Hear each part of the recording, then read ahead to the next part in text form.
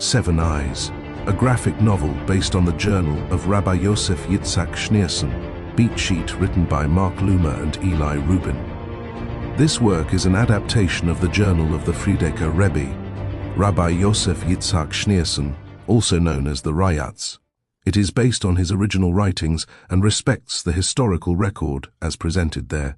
But the material has been selected, edited, and reorganized for the purpose of adapting it into graphic narrative form and making it legible and accessible, even to readers who may be unfamiliar with Chabad Hasidus. The authors hope this work will also inspire readers to consult the original writings of the Frierdiker Rebbe and learn more about his life and legacy from other sources. Act 1. The Mission. Beat 1. Opening. Leningrad, the former capital of the Tsars in 1927, 10 years after the start of the Soviet Revolution. A snowstorm rages. Rooftop view of the city, a giant Bolshevik red flag snaps over the Peter Paul fortress in the foreground. The camera drifts toward a single lit window where Rabbi Yosef Yitzhak Schneerson, Rayatz, the Lubavitcher Rebbe, sits writing in his journal. He has been leading a steadfast resistance to the Yevsektsiya, the Jewish sections of the Communist Party, and their anti-religious persecutions. It is the evening after Shabbat Tetzaveh, the 10th of Adar 1st at 7:30 p.m. He is about to take the night train to Moscow on a perilous journey. His secretary, Ha-Adam, Reb Chonye, enters with a quiet knock. He says softly, "Rebbe, the cab has arrived."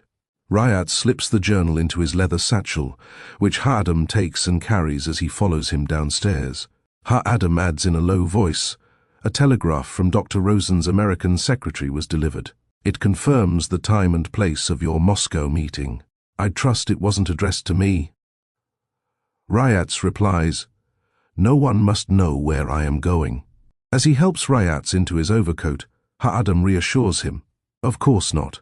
He used the agreed code. The destiny of the Jewish people travels with you." Beat 2, Circle of Trust. The Rebbetzin stands with their daughter Shana at the foot of the stairs. Shana has her fur coat and hat on. The front doors are open, and we can see the driver putting a suitcase in the trunk. Rayatz and the Rebbetzin share a meaningful glance. "Our Shana will go with you to the station," she says quietly. "May you only meet success." "Thank you," he says.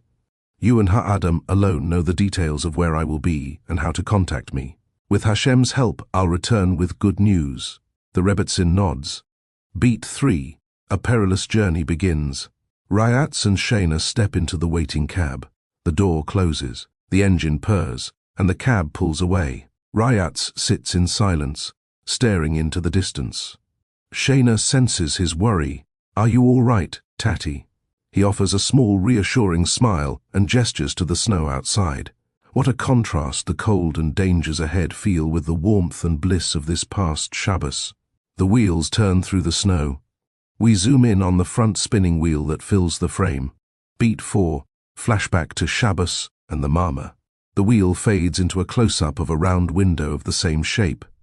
Note, this is a recurring visual narrative device we will use throughout the piece to transition into flashbacks and parallel stories. The camera zooms out on a wide shot of the Rebbe in a crowded dining room, surrounded by Hasidim standing close as he recites a Mama.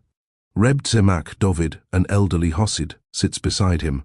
The sun has set, but it is not yet dark. Another shot isolates the Hasidim quietly repeating the Rebbe's words as he speaks the continuation of the Mama, committing them to memory.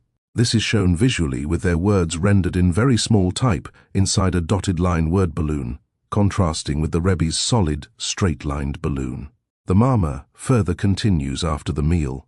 The table is now cluttered with scattered dishes and tipped bottles. Sleeves are rolled up, jackets draped over chairs. The Hasidim repeat the Mama aloud from memory. On Shabbos day, the Rebbe and his Hasidim daven, Talesim over their heads. The continuation of the Mama appears in a text balloon as their expressions show the words echoing in their minds and hearts. The sequence concludes the same way it began. The round window fades out and dissolves back into the cab's spinning wheel. Beat 5, farewell under watch. The camera pulls back into an epic wide shot of the cab rolling to a stop before Leningrad's bustling main train station. Ryats and Shayna exit the cab and hurry to the entrance. In the vast hall, Shayna looks around nervously. She searches the faces of passing travelers for any sign that they might be spies. "I feel we're being watched by those with 7 eyes, she says. They reach the platform. As they arrive at Ryats's cabin, a large man with a ruggedly handsome face, deep dark eyes, stands discreetly behind a nearby column, looking at them as they enter it. Bashkov. Shayna glances in his direction, but he steps back into the shadows, evading her gaze. Before she takes her leave, Shayna asks her father, "When you arrive in Moscow, please pass word by telephone that a certain old man is in better health. That way I'll know you've arrived safely." Beat 6. An unwelcome interruption. As the train moves out of the station, Ryat sits and begins to write. A text box displays the continuation of the mama from where our story had previously left it. He is interrupted by a sharp knock at the door. He does not look up and continues writing, pretending not to notice the tall man, Bashkov, who is now on board, pacing impatiently in the corridor, watching him insistently through the small window of the cabin door. Ryats glances up as he walks away, then returns to his writing. Beat 7. Face off. Another knock. Enter. The train steward now steps inside. Passing behind him in the corridor is Bashkov once again, looking annoyed. His penetrating gaze fixes directly on the Rebbe. For a brief moment, their eyes lock. The Rebbe remains utterly calm and turns his attention back to the steward. Steward, looking visibly uneasy, "Excuse my interruption, but this gentleman has been demanding that I show him your ticket since the start of the journey." Apparently he is a high-ranking official. When he presented his identification to the ticket officer, he was immediately shown the passenger list, and he wrote your name down in his book. "Ryats, please tell the gentleman that I do not usually receive visitors while traveling, especially not at this hour of the night." The steward shifts, now starting to look a little frightened. "Steward, but Ryats, I will now prepare to go to sleep. Please wake me at 6 a.m. The steward hesitates, barely containing his astonishment. "Steward, yes sir, as you say. 6 a.m. Good night." Beat 8. Dark reverie. The steward pulls down the curtains before leaving the cabin. After he is gone, Ryats, still sitting at his desk, turns off the light and watches the snow run in streaks along the window at the train speed. The landscape beyond the window fades into a white background, like a bare theater stage. Only figures and objects remain, lit as if for a minimalistic play. A toppled imperial statue of the Tsar lies shattered in the snow. In the next moment, Ryats is standing inside the vision. Workers and Red Army soldiers surge forward around him, as if he is not there, fists raised, red flags with hammer and sickle snapping above them. Leaflets whirl through the haze like falling snow. He follows them with his eyes as they arrive at a destroyed and boarded-up shul. A group of Jews is led away from it by Red Army soldiers. Beat 9. The Rebbe Rashab's prophecy. Ryats watches the scene from a short distance, tears running down his cheeks. In the white space, a lone writing desk appears. Someone is seated at it, studying. Ryats moves closer. It is his father, the Rebbe Rashab. He spreads his red silk kerchief over the sefer and looks up. Heavy clouds have been passing over Russia. It will last at least 22 years, he says, but the Alter Rebbe taught that a regime that oppresses the Jews and prevents the study of Torah cannot evade destruction. He rises from the desk and gestures to Ryats, now younger, inviting him to walk with him through the snowy rubble. They pass the toppled statue of the Tsar who for years hounded the Torah. A war was sent upon him, and he was toppled. The same will happen to these new tyrants. They pass a diminished Lenin, sitting silently in a wheelchair. Lenin will die in an unbelievable state. They continue walking, leaving Lenin behind. They pass a prop window. Through it, we see the silhouette of a raised hand holding a pickaxe, and the silhouette of Trotsky seen from behind. In the background, a matte painting of Mexico City rooftops is visible. Trotsky will be chased out and done away with. Cut to an image of Stalin in uniform surrounded by flowers. Stalin will start wearing epaulets. Cut wider as they see Stalin's funeral procession from above, his coffin draped in flowers.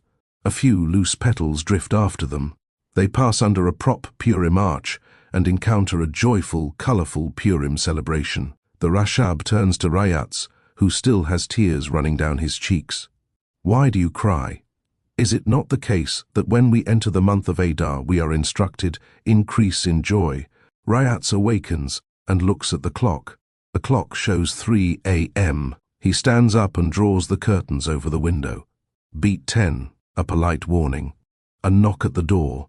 The clock shows 6 a.m. The steward enters. Good morning, sir. As you requested, this is your 6 a.m. morning call. Rayatz washes. Says Modeh Ani. Buttons his waistcoat as he finishes dressing.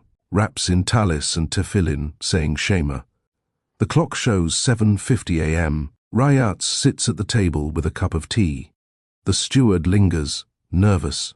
We will arrive in Moscow about half an hour behind schedule, 9:30 at the earliest. We were delayed during the night while the police conducted a search. We briefly cut to an image of uniformed officers leading frightened passengers away, hands raised, coats pulled tight against the cold. 12 people were arrested.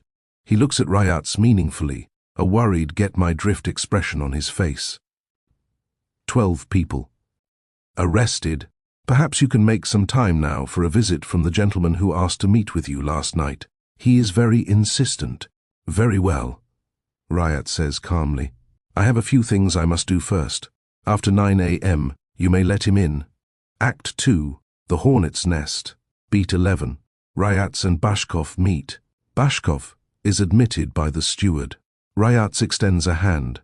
Bashkov takes it. They remain standing, studying each other like two heavyweights before the opening round.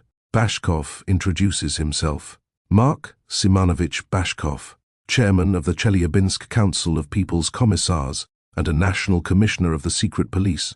Rayatz, Yosef Yitzhak Schneerson. Bashkov, your title? Rayatz, Jew. Bashkov, sitting, that is not a title. Rayatz, sitting opposite, it is the only one that never expires. The remark catches Bashkov off guard for a beat, then he recovers, shifting smoothly and keeping his tone pleasant. And what brings you to Moscow, Mr. Jew? Business or pleasure? They are interrupted by the loudspeaker as the steward announces that the train will arrive in Moscow, the final destination, in 10 more minutes. Bashkov glances toward the window, then back to Rayatz. Cut to a wide drone shot of the train as it enters Moscow in a plume of smoke, a small, thin, dark line among many others, all converging toward the main station. The sprawling city looms immense and frozen in the background. Bashkov, we are arriving, Mr. Jew. It seems our conversation will have to wait for later, but I very much want to speak with you. I will be busy tomorrow, but if you are still in Moscow, I will visit you at your hotel the day after. Cut back to the scene in the train cabin. Bashkov is at the open door. At which hotel are you staying? Rayatz is also standing. I'll be at the Staraya Varvarskaya. Beat 12, sizing the danger. Moments later, Rayatz stands atop the train steps, satchel in hand, watching Bashkov further down the platform. One uniformed OGPU man steps in to help Bashkov with his suitcase. Another barks at frightened travelers and clears a path with his baton. Bashkov strides forward, towering over the others. Rayatz watches him disappear into the mass of bodies and uniforms. An OGPU commissioner, he thinks, slightly amused. Surveillance, arrests, religious repression, and sending people to hard labor. A fine new acquaintance I made there, before my secret mission has even started. The Baal Shem Tov says even a single stalk of straw blows in the marketplace in accord with Hashem's plan. I wonder what this encounter means. Beat 13, the wagoner's war story. Outside the station, the Rebbe climbs into a horse-drawn cab. To the Staraya Varvarskaya hotel, as the wagon moves down an alley between tall buildings, the driver turns. Shalom Aleichem. You may not recognize me. My father used to bring me to Lubavitch. I drifted away, but when the war came, I was drafted, and I knew I needed the Rebbe's blessing. The turning wheel fills the frame. It dissolves into the mouth of a cannon on the Wawam Eastern Front. We recognize the driver, now in a disheveled uniform, crouched nearby, terrified as cannon fire rains down on his unit. The driver's voice continues in a text box. There were many times I did not think I would make it, but I did as your father told me, and I survived. Cut to the driver earlier, in a neat uniform before leaving for the war, standing beside the Rebbe Rashab, back at his desk in the same white background as in Beat 8, Dark Reverie.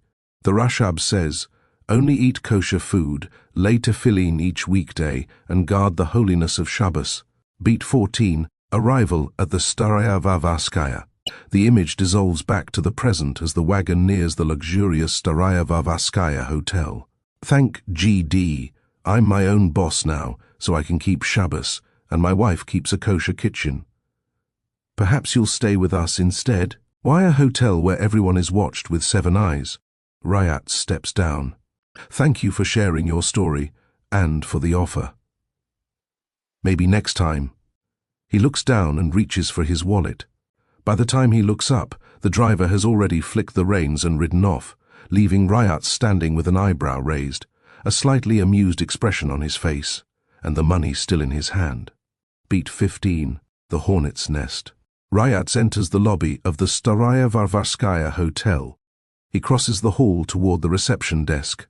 Bolshevik officers in fancy uniforms and well-dressed ministers converse in corners, with aides hovering around them. Ministries lodge here. High officials stay here. The secret police are only a stone's throw away. Stepping into the hornet's nest, he thinks. He reaches the desk. The clerk looks up. White whiskers. A familiar face. Kuznetsov, Rabbi Schneerson. Welcome. We are pleased to have you here again. Kuznetsov has been here since before the revolution, back in the time of the Tsars. He knows every corridor, every back stair. A key is already in Ryatz's hand. Thank you, Kuznetsov. I'm glad you are still at your post. Kuznetsov gestures to the bellboy to take Ryatz's suitcase. Ryats discreetly slips a generous fistful of bills into his hand. A voice behind him. Rebbe. Ryats turns to a middle-aged man with a full beard, a bowler hat, and a long overcoat. He hands Ryats a leather document case. It is his Moscow secretary, Reb Nosson. Shalom Aleichem, Reb Nosson. I will review these documents this morning. Then I must rest. Your first meeting is with the Rabbinic Committee, Reb Nosson says, turning to leave. Ryats takes his arm and leans closer. Please let my daughter know. Old Yosef Chaim is in good health. They move a few steps toward the elevator. Reb Nosson hesitates. Rebbe, is it wise to stay here? Perhaps somewhere more discreet? Ryats answers quietly. I've been coming here for decades, since before the revolution. I have trusted friends here, nodding towards Kuznetsov. 2 men stand nearby at the edge of the front desk.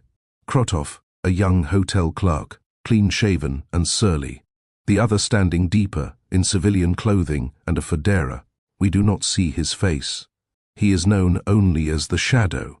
Ryats walks toward the elevator carrying his satchel, the bellboy following with his heavy suitcase. Daylight shows through a round window in the center of the open shaft as the elevator rises. It has stained glass depicting the Kremlin with a clock in the middle. Back at the desk, Krotov lifts the telephone. Beat 16, Litvakov. Wide skyline shot of the hotel facade and the facade of Yevseksia, Der Imes headquarters behind it. Inside, in the press room of Der Imes, anti-religious Yiddish paper, a hive of activity. Litvakov, chief editor, is standing doing a press check, examining an issue hot off the press.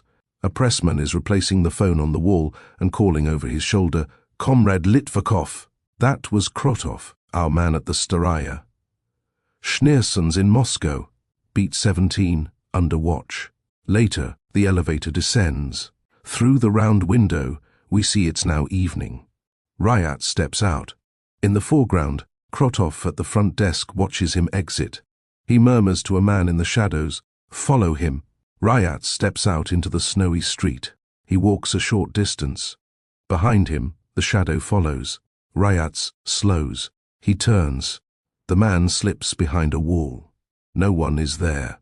Rayatz shakes off the impression and steps into a nearby building. Beat 18. The Rabbinic Committee, a community on the edge. When Rayatz arrives, the members of the Rabbinic Committee are assembled around a table in a small dining room. He enters, and all rise to greet him. He sits. They imitate him. Rabbi Zevin remains standing. As Secretary of the Rabbinic Committee, I welcome our honored chairman, the Rebbe, and thank him for undertaking this dangerous journey to meet with us. As the session begins, it quickly becomes clear that the situation is dire. Funds are running out. Teachers cannot be paid. Families cannot survive. The entire system is hanging by a thread. Rayatz realizes the impossible dilemma they are facing. Should the remaining support go only to Torah study, or should it go to practical help, like sewing machines for homework, so families will not be forced to choose between working in government factories on Shabbos or watching their children starve? We must find a way to sustain our people spiritually and physically, or we will lose both, Rayatz says. Dr. Rosen, a representative of the American Joint, is here in Moscow, Rabbi Zevin replies. He may be our last hope. Rayatz nods. I have a meeting scheduled with him tomorrow. May Hashem guide my words. Beat 19, followed back to the hotel. When Rayatz leaves the committee late at night, the shadow is still there. He begins to follow him again, without Rayatz noticing. A few moments later, they return to the hotel. In his room, the Rebbe sits down and begins writing in his journal. Beat 20, writing in his journal. Rayatz's words appear in a close-up of his journal. 11 Adar Urs, 1927, Moscow. Among the guests who came on the Shabbos before I left Leningrad was the Venerable Chosid Reb Tzemach Dovid of Lutzin, Beat 21, remembering the words of an elderly Chosid. The image of Rayatz, writing, fades out, then fades back into an image of himself in the exact same position, now wearing his Shabbos clothes, back in the scene from the beginning of this story, during the Shabbos evening before leaving Leningrad. Beside him, Reb Tzemach Dovid speaks, I first visited the Tzemach Tzedek when I was a young man, full of questions. Beat 22, high plus high, equal to 36. Fade out, fade into an image of Reb Tzemach Dovid as a young man, where Rayatz is replaced by the Tzemach Tzedek at his table against a blank background. Reb Tzemach Dovid's narration continues in a text box. The Tzemach Tzedek said something that I did not understand at all. The Tzemach Tzedek, the Hebrew word for life, is chai.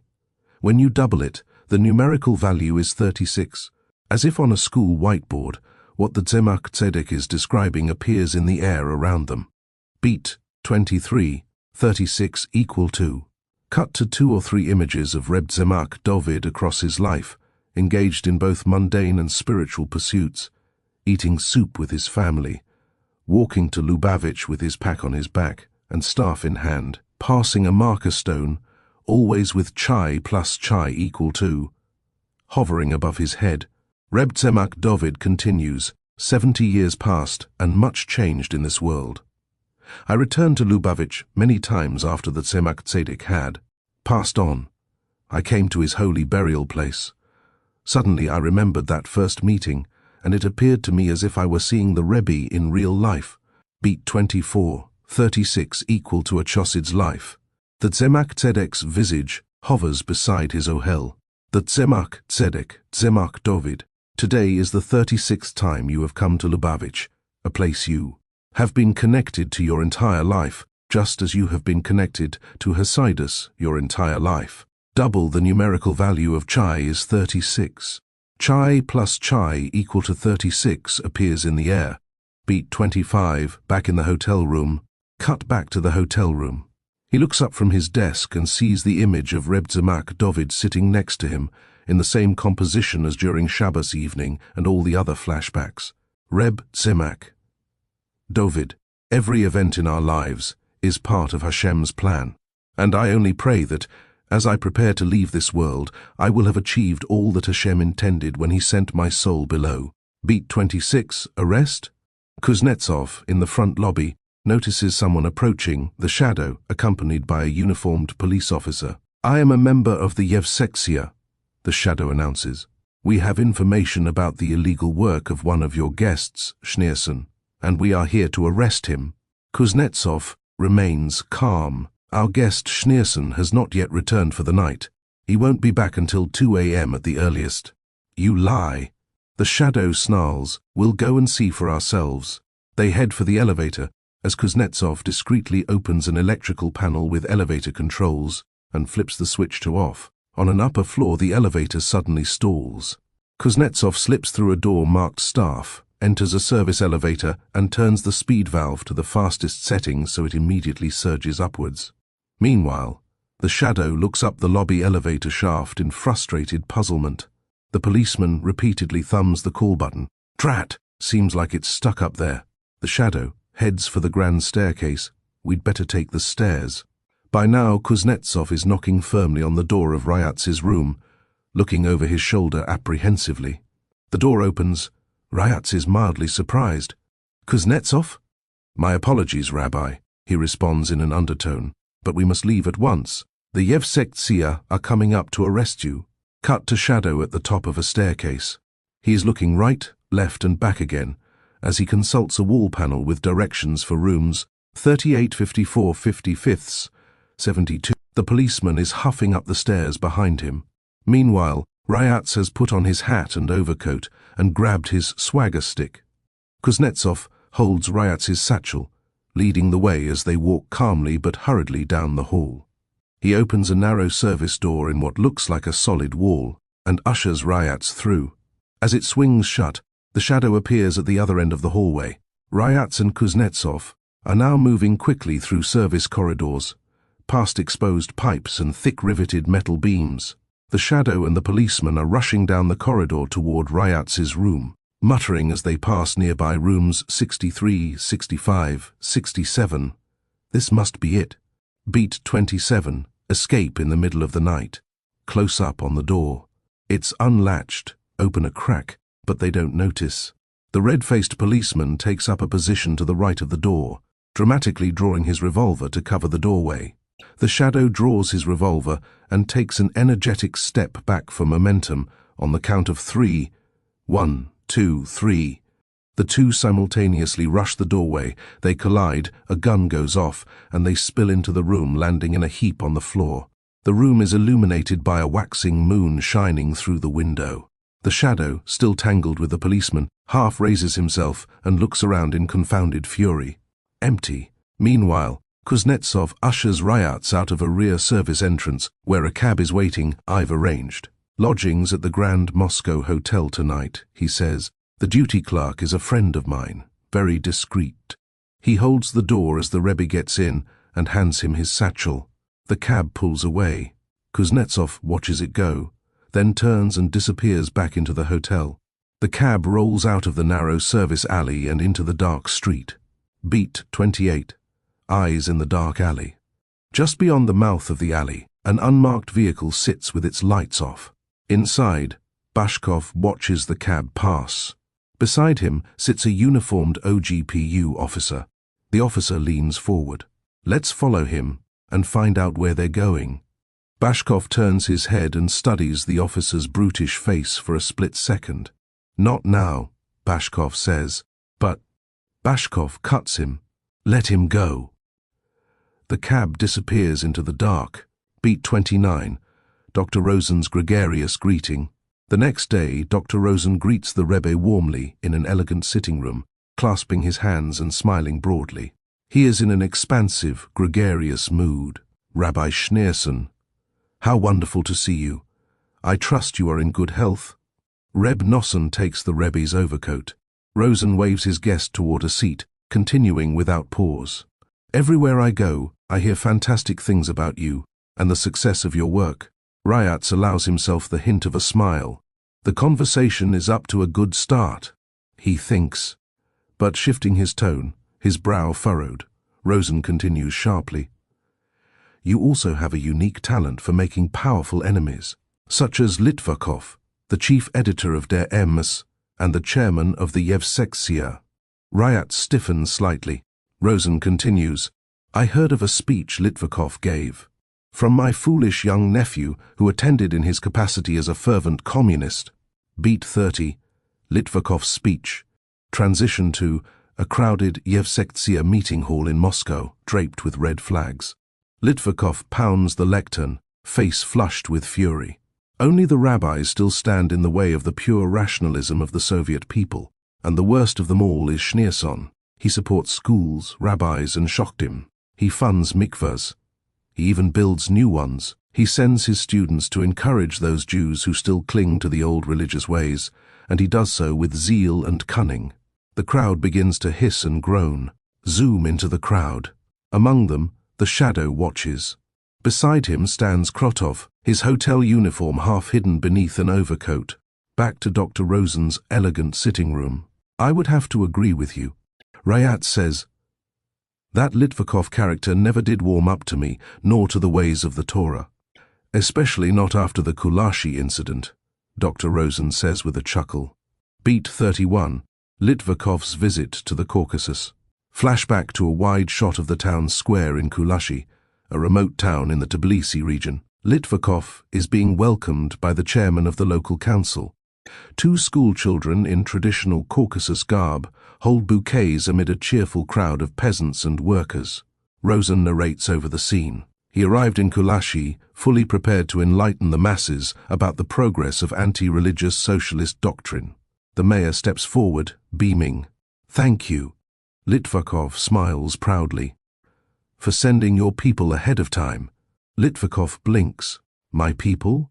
Yes, yes. Another man says warmly. Your rabbinical students. Very efficient, very organized, very Soviet. A peasant woman steps forward. They fixed the mikvah. Litvakov freezes.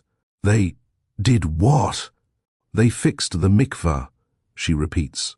Flashback. Two polite Lubavitcher students help fix the mikvah. Same visual style as for previous flashbacks, no background. Litvakov, now incoherent with rage, the one we had filled with stones. And they reopened the shul. They brought Sephorim, someone else says. They organized a schedule for Shurim. Another adds enthusiastically. The schoolchildren hand him bouquets. Others begin an age-old Caucasian welcome dance. Litvakov makes a small, pathetic, choking sound.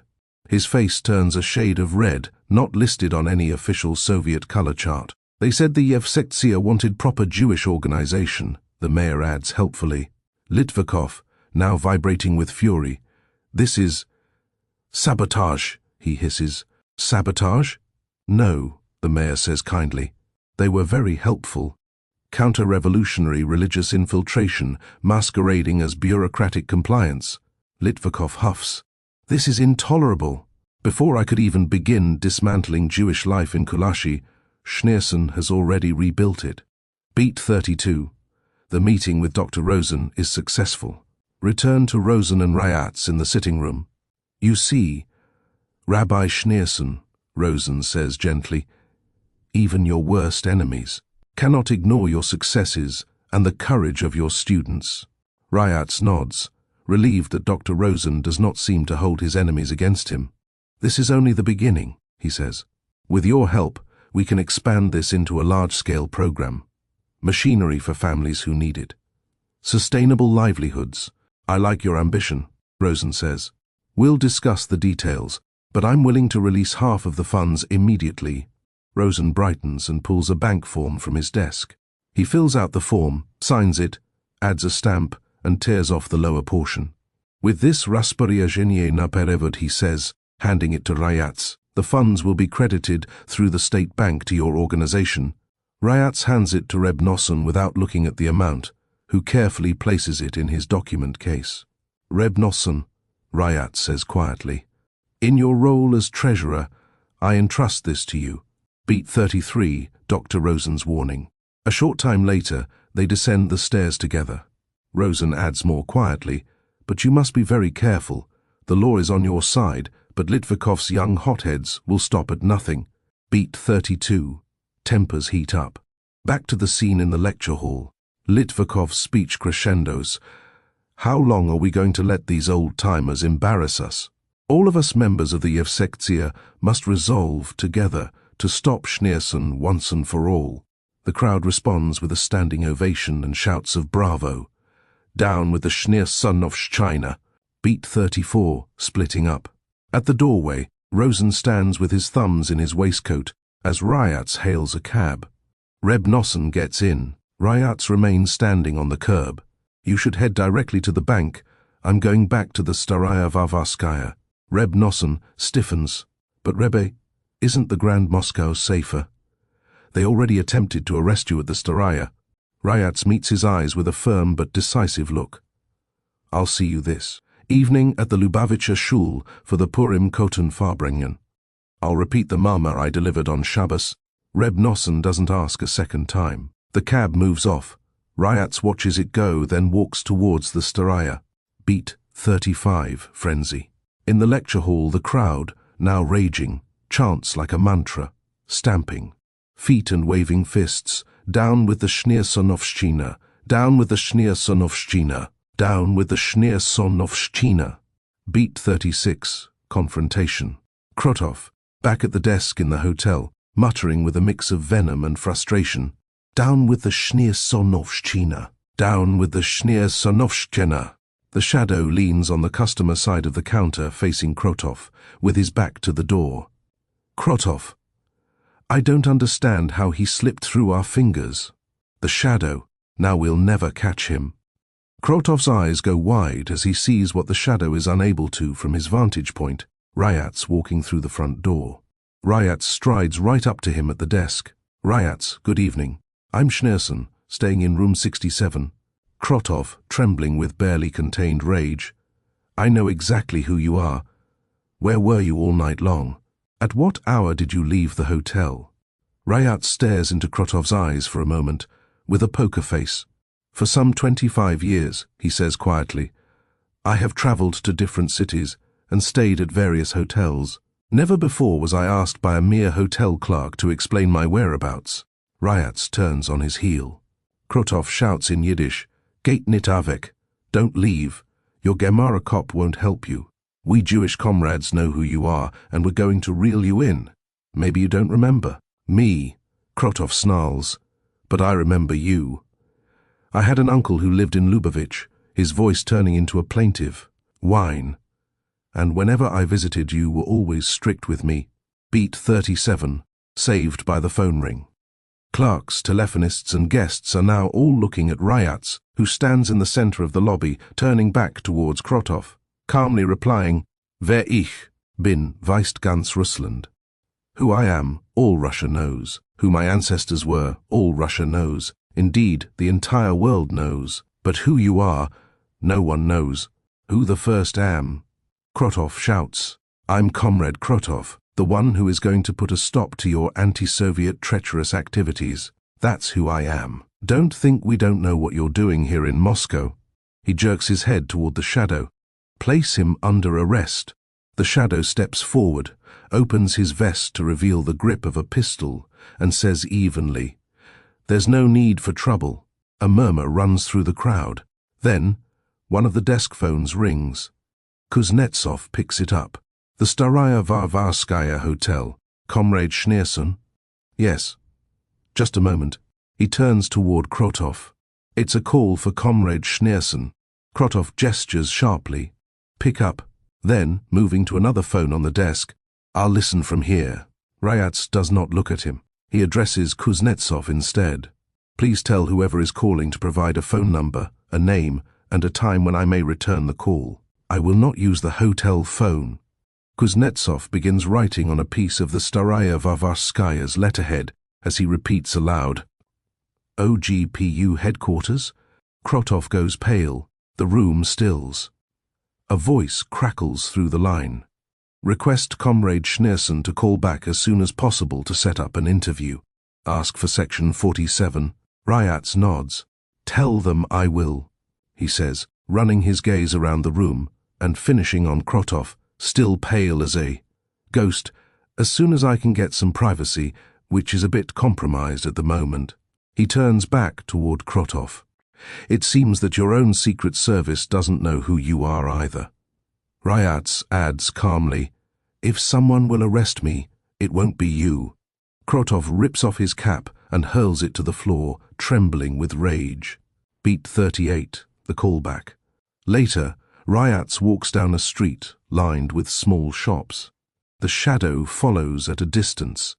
Ryats enters a menswear shop. Inside, a tailor greets him, a tape measure draped around his neck. "Tailor, good morning, sir. How can I be of service?" Ryats, glancing around and gesturing, "Good afternoon. I'd like to purchase one of these neckties, and while I'm here, may I use the telephone?" "Tailor, of course, sir. It's back here." Beat 39, Lubyanka. Cut to the looming, sinister facade of the Lubyanka OGPU headquarters. Push in on a single window. Inside, an office with several secretaries at their desks, telephones in front of them. At some remove, at a large desk piled high with documents, sits Bashkov. Sleeves rolled up, pencil in hand, he is absorbed in his work. A phone rings. One secretary lifts the receiver. Section 47. "Hello." "One moment, please." Calling across the room, "Comrade Bashkov?" "Comrade Schneerson is on the line, returning your call." Close-up of Bashkov as he takes the phone. "Bashkov, this is Bashkov. We met on the train, you remember?" "Good. I'd like to visit you at your hotel. Tonight at 8. Room 67. Maybe we can finish the conversation we never had time to begin. Thank you." Beat 40, Farbrengen. Ryats leaves the shop. The shadow is still trailing him. Ryats gets into a cab. Moments later, the shadow hails another and follows. Both cabs pull up in front of the Lubavitch synagogue. Ryats pays the driver and goes straight inside. The shadow gets out, blends in with the crowds on the sidewalk, and follows them inside, standing near the door. In the shul, a large crowd of working people and students, some with full beards, some clean-shaven, surround a large table, with the Rebbe sitting at the center. A heartfelt nigun fills the room. The Rebbe covers his face with his hand. Only the shadow keeps his eyes open, scanning the room. The song fades. The Rebbe lowers his hand. Beat 41, till the horses are horses no longer. The Rebbe says that, as in the time of Haman, Jewish life is once again in danger of extinction. He tells, in a flashback, the story of when a young altar Rebbe was about to leave Mezrich. Before he boards the wagon, he hears the wagoner whip the horses and say, "One must whip the horses till they are horses no longer." This strange message so impresses him that he realizes that he has not yet understood the deeper path of serving Hashem, and he postpones his departure. There is a spiritual path whose goal is to become the best kind of person you can be, the Rebbe says. A higher path is to go beyond all our human limitations. This is the idea of the horse no longer being a horse. Similarly, a man can become not a man, more than a man. The shadow clenches his jaw, instinctively understanding where this is going. This means, the Rebbe continues firmly, fixing his eyes on him for a brief instant, that we must be willing to lay down our lives to ensure that Jewish children continue to learn Torah and keep Shabbos. As the Hasidim begin a heartfelt nigun, Ryats rises. The Hasidim and yeshiva students rise. Some are teary-eyed, sensing the drama about to unfold. At the door, Ryats speaks out of the corner of his mouth to the shadow. "Come. Time to go." The shadow blinks. His sunken eyes reveal he feels as if he were the one being hounded and led to a deadly trap. He follows Ryats out. Beat 42. A man no longer a man. Outside the shul, night has fallen. Ryats and Reb Nosson stand together in the glow of a full moon. "I am probably walking into a trap tonight," Ryats says. "But I must go, and I must go alone. If I am arrested, you will allocate the funds to ensure our struggling communities survive and thrive again. Kuznetsov, the old hotel clerk, is on our side. If you don't hear from me by 10, call the hotel. He'll give you an update." A cab pulls up. Ryats gets in. Reb Nosson closes the door. Ryats to the driver, "Take me to the New Rose at Red Square." The shadow gets into another cab and follows. Beat 42, shopping at the New Rose. Ryats emerges from the glass-roofed galleries of the New Rose carrying a small cloth bag. The place is full of high-ranking Soviet apparatchiks and their wives, buying Ararat Divin brandy, Babievsky chocolates and Beluga caviar. A close-up reveals that Ryats has purchased apples and oranges wrapped in paper. He walks away from Red Square, the Kremlin looming in the background, then approaches the Staraya Varvarskaya Hotel. At the desk, he asks Kuznetsov to send a samovar with tea and honey to his room. The lobby clock reads 7:45 p.m. Act 3, Showdown. Beat 43, Bashkov arrives.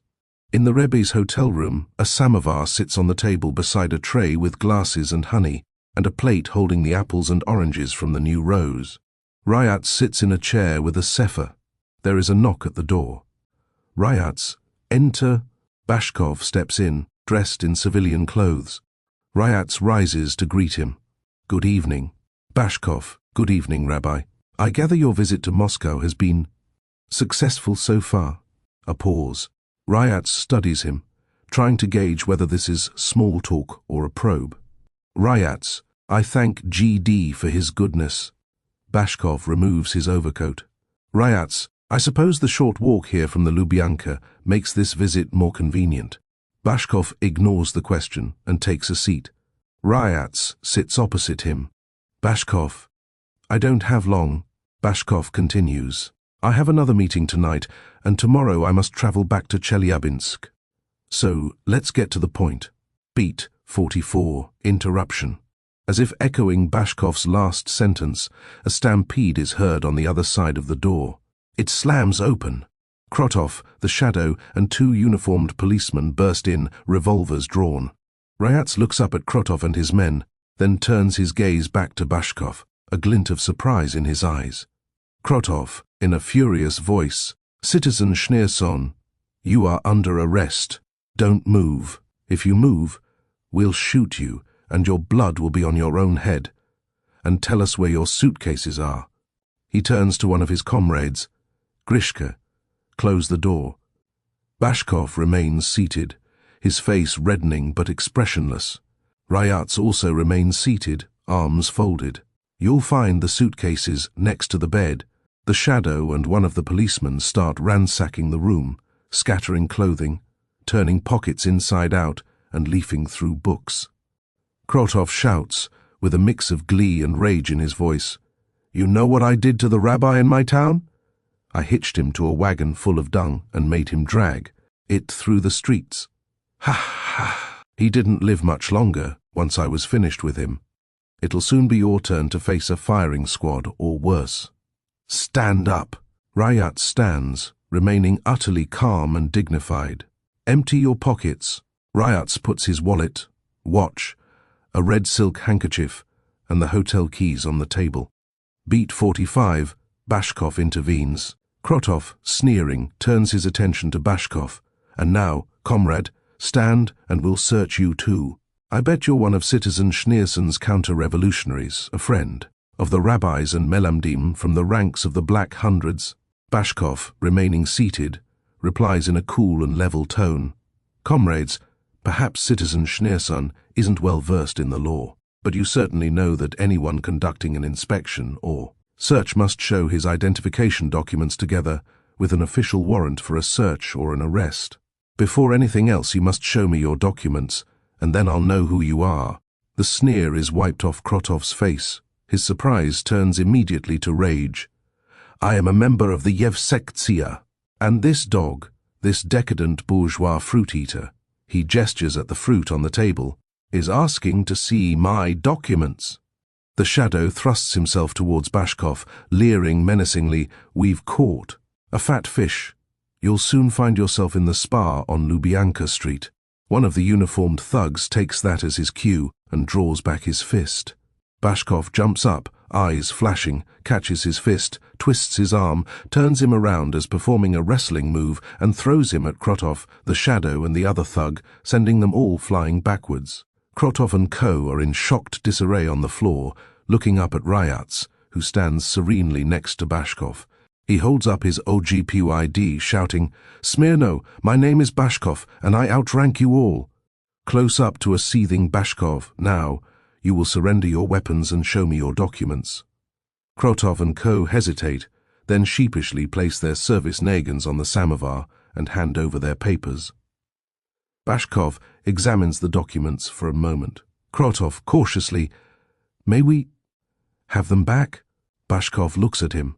"Report in 3 days to Section 47 at the Lubyanka and await further instructions. That will give me time to decide whether you will, in fact, get them back."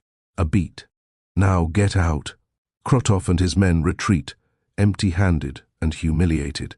Beat 46. Bashkov's revelations. Bashkov, "I'm very sorry about this rude interruption. Those young hotheads will soon be given a proper lesson in how to talk to their betters." Ryats nods. "Clearly arresting me wasn't on your agenda tonight. So what are you here for?" Bashkov, "I came to talk to you about my family, Lubavitcher Hasidim from Orsha. My life has taken a different path, but I still carry respect for my parents and grandparents." Ryats, "I greatly treasure the opportunity to hear your memories of bygone days. Unfortunately, too many wish to do away with everything relating to our past." Beat 47. Bashkov's true identity. Insert scene of a middle-aged Hasidic couple. He is holding a sefer. She is polishing a brass candlestick, sitting on a bench outside a small but pleasant-looking shtetl house. With Bashkov's story continuing as a voiceover, "My father was a Torah teacher, a melamed. They called him Shimon Bashkes. My mother, Bashi, would organize weddings for the wealthier folk in Orsha, and her name was well known even beyond the streets of that town. My father, the Malamed, was therefore referred to by her name. Both of my grandfathers were among the great Hasidim of the old Lubavitcher Rebbe, whose name I don't recall. I do remember that he opposed Tsar Nikolai's plans to close the old-fashioned schools, the Chadorim, and was arrested." Ryats interjects, "Yes, that was the Tzemach Tzedek, my great-grandfather." Bashkov continues, "As a boy I studied Torah diligently, but after 3 years at a yeshiva in Minsk, I abandoned the Jewish way of life and became a socialist idealist. I studied engineering in England and later returned to Russia, where I took factory jobs to recruit workers to the cause. I was arrested by the Tsar's officers, escaped, and returned with Lenin during the revolution. Amid the chaos I had lost touch with my parents and years later went looking for them. I soon learned that my mother had died and my father had been repeatedly arrested and beaten for the new crime of teaching children Torah." Beat 48. Bashkov finds his father. Cut to a uniformed Bashkov riding with 2 orderlies toward a modest house on the edge of a shtetl.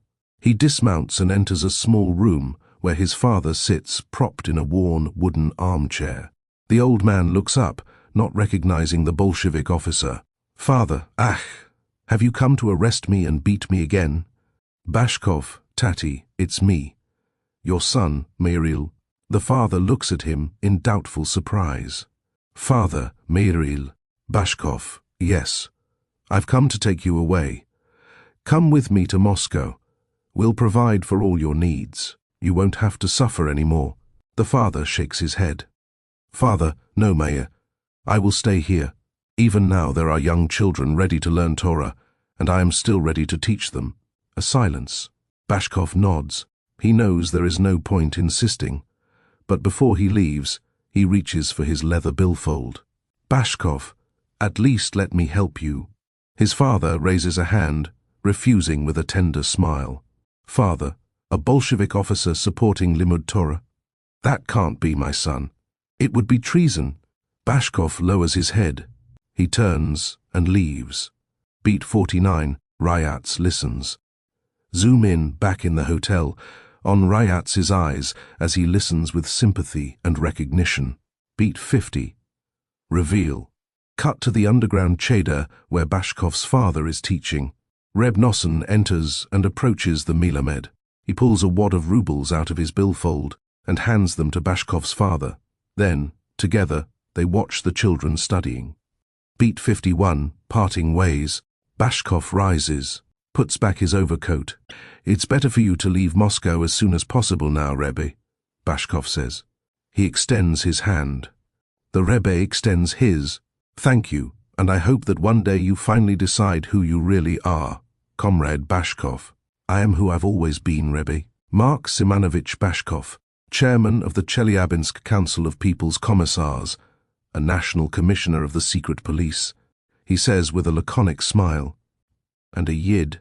They exchange a look. Beat 52. Demotions. A scrawny bellboy struggles to carry Ryatz's heavy suitcase to the waiting cab outside the Staraya Varvarskaya Krotov. Beat 53. Leaving Moscow. On the train, the steward doesn't look so pleased to see Ryatz board for the trip back to Leningrad. You, again? Sitting at his cabin's desk a bit later, Ryatz writes in his journal, "My heart is full with 1,000 emotions. It is amazing how Hashem has orchestrated all the events of this week with such exact timing. Who knew that Bashkov would turn out to be such a blessing in disguise?" Ryatz now has a peaceful smile on his face. Looking at the tranquil, silvery, moonlit trees out the window, he sees his father's face exactly as he saw it in his dream on the way in. "Why do you cry?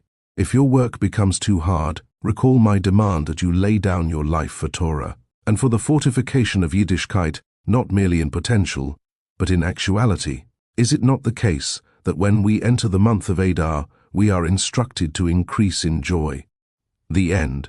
Translation of Ryatz's Mama, as it appears in Act 1. Ayata Tetzaveh, and you, Moshe, shall command the Jewish people, they shall bring you pure oil from olives that have been crushed, to raise up a flame that burns forever. There are many questions that can be asked about this posuk. For example, isn't it enough to say the oil must be pure? Why is it important to say that the olives must be crushed? Another question. Elsewhere the Torah says that the flame should burn from evening till morning, but here it says that the flame should burn forever. The essence of the explanation is that the flame is the soul, and the purpose of each person is to make their soul shine with the light of Hashem at all times, forever. But how is it possible to always burn so brightly, even in the darkest of times? The answer is that Moshe, the leader of the Jewish people in each generation, connects each person with Hashem's light. This is the deeper meaning of Vayata Tetzaveh, not you shall command, but you shall connect. The mission of the leader is to more deeply connect each soul with Hashem, giving the Jewish people strength to always shine bright whatever the situation. There are even times when the olive is crushed. Wicked people try to stop the Jewish people from learning Torah and fulfilling mitzvos completely. For example, during the time of Purim, Haman wanted to destroy all Jews. But who did he start with? With the children who study Torah, and against him stood the leader of that generation, Mordechai the Tzaddik, who gathered children to learn Torah in public. This inspired every Jewish soul with the bravery to burn brightly forever. Then Hashem overturned